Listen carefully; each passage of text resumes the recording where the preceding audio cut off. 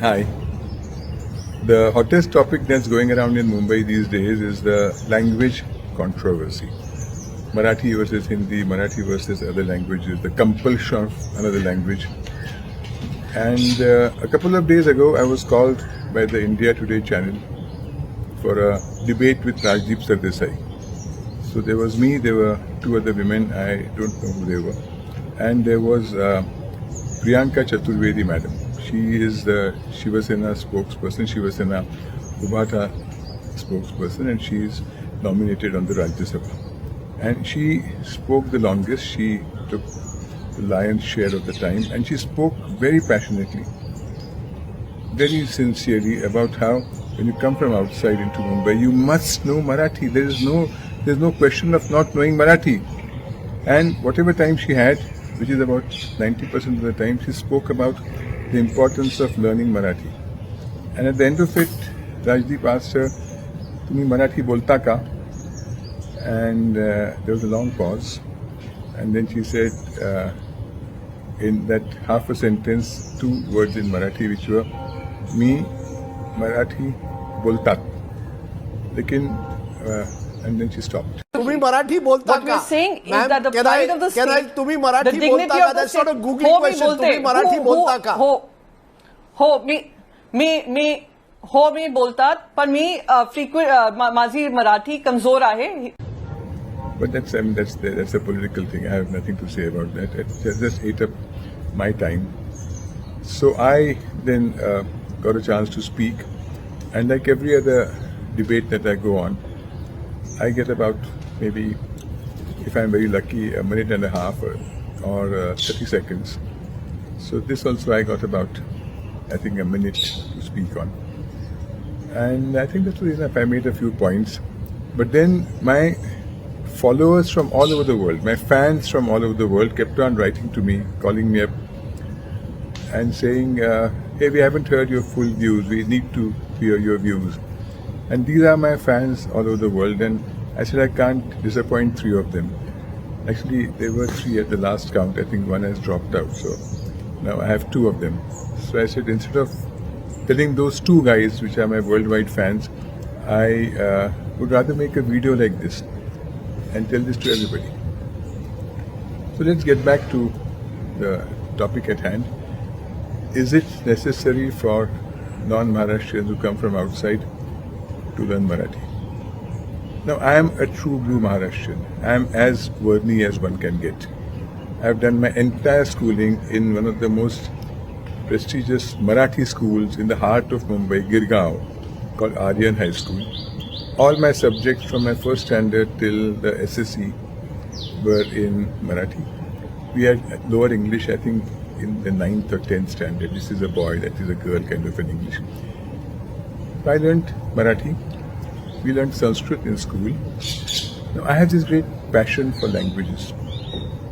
So I learned Gujarati. I was born and brought up in Malabar Hill, surrounded by Gujaratis. So I speak Gujarati. I read Gujarati. In fact, right now I am acting in a Gujarati play. I speak Kutchi because I grew up with Kutchis in Malabar Hill. I speak Kutchi.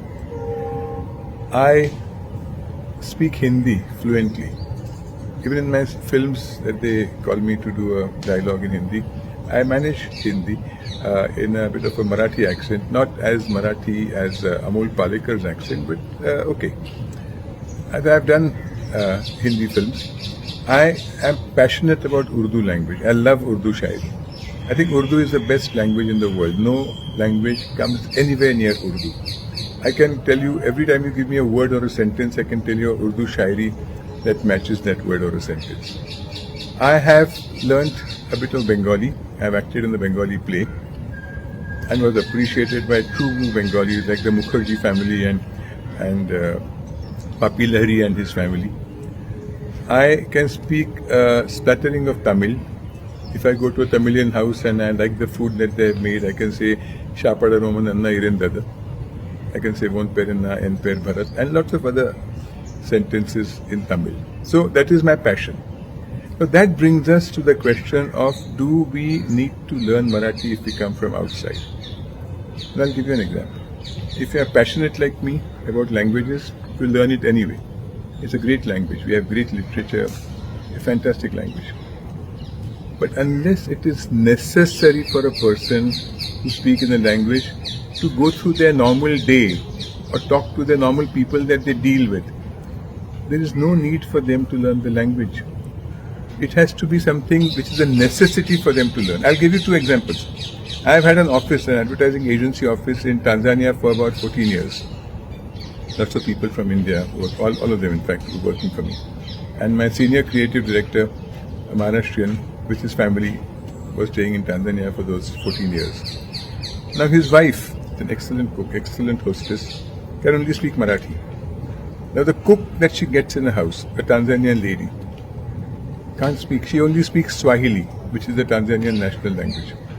So if my creative director's wife has to tell her, tonight 4 guests are coming to the house, so we need to make more chapatis or more bhaji. And last time there was extra meat, extra salt in one of the bhajis, so be careful this time. How would she tell that woman that? So that lady of the house, by force, has to learn basic sentences to communicate with the cook. Otherwise she can't communicate. She wouldn't even understand what the cook is saying. Cook speaks Swahili, she speaks Marathi. There's a complete lack of communication. So she learns those, not great Swahili, but a few words in Swahili. If she has to go in the office car and pick up her husband from the office driver speaks Tanzanian, Swahili, and he speaks English. The lady of the house can't speak both. So if she has to say, hurry up and let's pick up my husband and drive the car fast. She knows the word car, she knows the word office. She learns the word haraka, which in Swahili means hurry. Now that she learns because she has to learn that, otherwise she can't talk to the driver. It's necessity that she learns those things. If people in my office in Tanzania, Indians from here, they have to talk to a petrol pump assistant, maybe a peon in the office, and if they don't understand English, they have to learn that much Swahili, few sentences in Swahili. Now in any other city in India, if I go to Chennai, and if I have to talk to my, whatever the vegetable vendor or a driver or a peon in the office, I learn those few sentences in Tamil. Otherwise I can't communicate with them. I wouldn't understand what they are saying. If I went to Kolkata, like the Marwadis went here decades ago, they had to learn that basic Bengali, otherwise they couldn't communicate. But Mumbai is the only truly cosmopolitan city in this country, where if an outsider comes, and if he's passionate, and he should be, about Marathi, it's a great language, but if they are not, there is absolutely no necessity for them to learn Marathi. I'll tell you why. Because the servant in the house may not be a Maharashtrian. The driver may not be a Maharashtrian. The doodhwala will definitely not be a Maharashtrian. The bhajiwala, the fruit wala will not be a Maharashtrian.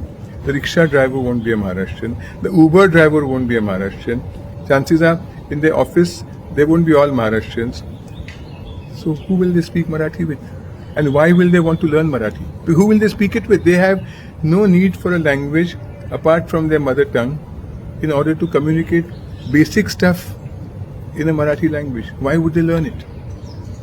And this whole thing, the second point, so the point is, unless you are passionate about learning a language, and if you don't have to learn it, people won't learn it. They're busy just getting through their day and carrying on with their work.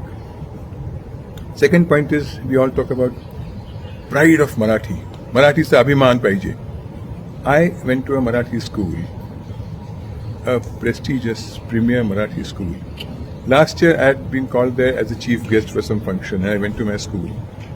And I found that half my classrooms in the heart of Girgam were lying vacant. They didn't have enough students coming in. I asked the teacher there, I said, why is this class not being used? They said, no, we don't have enough students. So we use it as a yoga class, I think 4 days a week. So where is that pride of Marathi? Where are the Maharashtrians are putting their children in a Marathi school to learn Marathi? My servants' sons and daughters go to an English medium school. I pay their fees, so I know. So where is the pride of Marathi? So when we talk about Marathi, pride of Marathi is I am somebody who talks passionately about Pula Deshpande, I talk about Bisa Khandekar, I talk about Kusumagraj. I talk about the poetry by Mangesh Padgaonkar. How many Maharashtrians of my age group, younger, older, know these words? How many have they read Marathi literature? How many have they heard? How many of them have heard Uday Deshpande's speeches? Legendary guys. They don't know. So where's this pride of Marathi? So the point is, it's easy to say, let's take pride in Marathi. But if we don't show that, it just becomes an empty rhetoric. It makes no sense. And believe me, not just me. I am the only man in India, and I'm proud of that. I'm not humble about that. The only man in India who has written 34 plays in English, musical plays. I've written songs. I've written full-length plays, the most successful plays in India, in English. I come from a Marathi medium school. No boy or a girl from an English medium school has written even 10% of the plays that I have written. I'm proud of that. But I studied in a Marathi school. We spoke Marathi at home. We got Marathi books at home. My mother taught me Marathi. My father taught me Marathi. How many of our parents are doing it today? So the point is, this is all that I wanted to say on that Rajdeep Sardesai show, but I didn't get a chance to say it. But that didn't really bother me, because most of the time when they call me for these television debates, they don't call me really to hear my views. They just call me to add sex appeal, because otherwise there are not too many people in the chant panel that they have which can add that. So I am the sex appeal man, so that's why they call me. So I was happy. But I thought I must put this in a video so that you all get to know my views. You may not agree with it, but these are my views. Thank you.